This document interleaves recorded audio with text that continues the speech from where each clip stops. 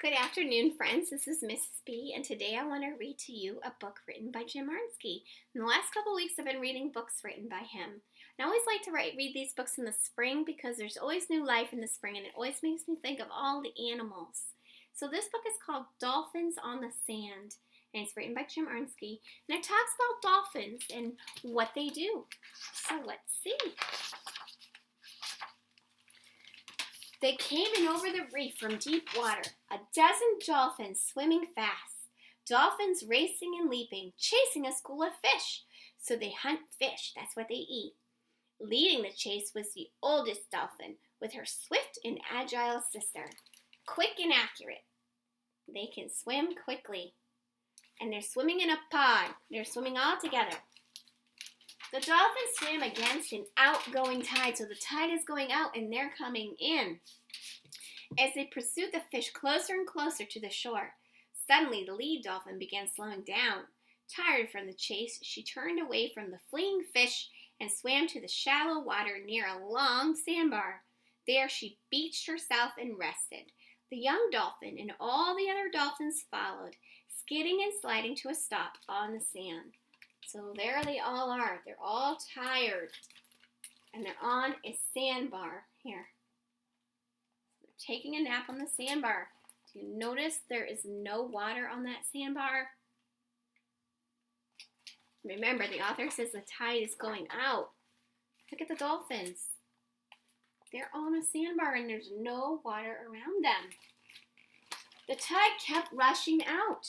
The water near the sandbar quickly became dangerously low. The mother dolphin felt a strong urge to lead her baby back to deeper water.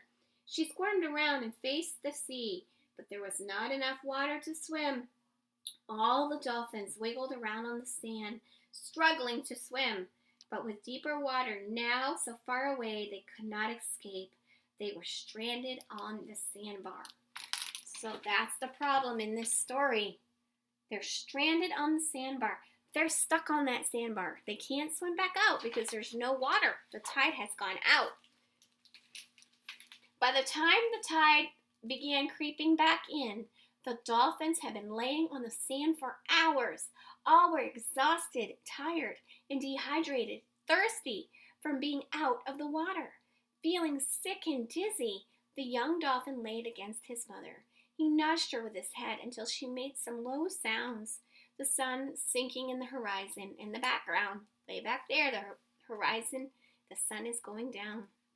A kayaker gliding by spotted the beach dolphins and paddled to shore to get help.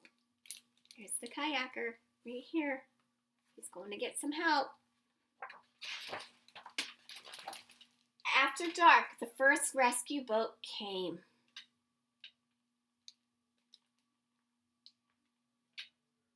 Shining a spotlight on the stranded dolphins, a little while later, more rescuers came in boats and on foot, carrying flashlights and lanterns. So there's some rescuers. They're coming to rescue the dolphins. They know they're stranded. They're stuck on that sandbar. At first, the young dolphin was frightened by the bright light and shadowy shapes. Then one rescuer knelt beside him and gently wiped the sand away from his mouth and eyes. The little dolphin felt cool water being splashed on his back and sides. The rescuers comforted all the dolphins into the night.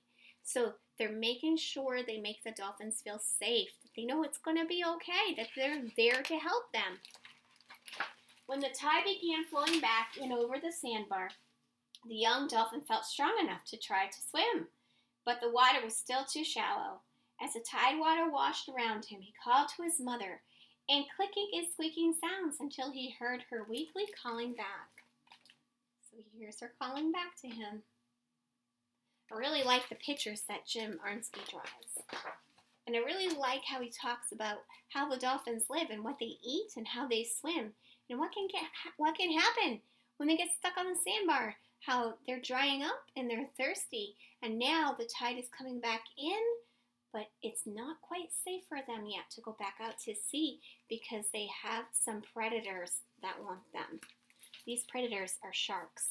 Sharks eat dolphins. Out in deeper water, the dark fins of hungry sharks sliced through the blue-black waters. The sharks cruised back and forth, waiting to ambush the weakened dolphins once they tried to swim. Ambush means attack them all at once while they're weak, because they know they're weak. Okay, so we're going to make sure that you know that these dolphins are going to be safe because the rescuers are there and they see those sharks and they know they have to keep the dolphins safe. The tide kept pushing in and the sharks swam closer. Some of the rescuers shined their lights on the prowling sharks while others moved the dolphins to a safe lagoon near shore. So they're getting rid of those sharks. They're scaring them off and they're going to move the dolphins to a safer place. And the safety of a shoreline lagoon. Let me go back and reread that. In the safety of a shoreline lagoon, brightly lit by rescuers' lights, the dolphins swam for the first time since their stranding. So the dolphins are swimming for the first time since they've been stuck on that sandbar, and they're following the lights of the rescuers to get them there. The old mother, though, was still too weak to swim. She closed her eyes and rolled on her side in the water. The young dolphin squeaked softly to her until she recovered enough to swim slowly but steadily back in the lagoon. So she's going back. She's swimming slowly. The tide came in and went in the night and came back again at first light. Morning dawn, brightening the water with the hazy colors of a new day. The dolphins swam round and round in the lagoon, getting stronger with every turn. Sounds like they're ready to go back out. They're getting stronger. Then one by one, the dolphins were allowed to leave the lagoon and swim back out to sea, but only after each was corralled and observed to see if they were strong enough. When the rescuers tried to corral him and his mother, the young dolphin escaped by swimming under a tangle of mangrove trees, and there he stayed while his mother was being caught and held in the water. They're trying to catch them so they can check them to make sure they're okay, but baby dolphin doesn't know that. When his mother was finally let go, the little dolphin dashed out to join her. Together they swam in happy circles, chattering to each other in high-pitched clicks. Baby's happy. His mother is not caught anymore. With the high and deep. Let me go back and read that. That does not make sense. With the tide high and deep, they swam past the rescue boats, out of the shoreline lagoon, over the submerged sandbar, and back to the freedom of the sea. So the high tide. The tide is high and deep. They swam past the rescue boats.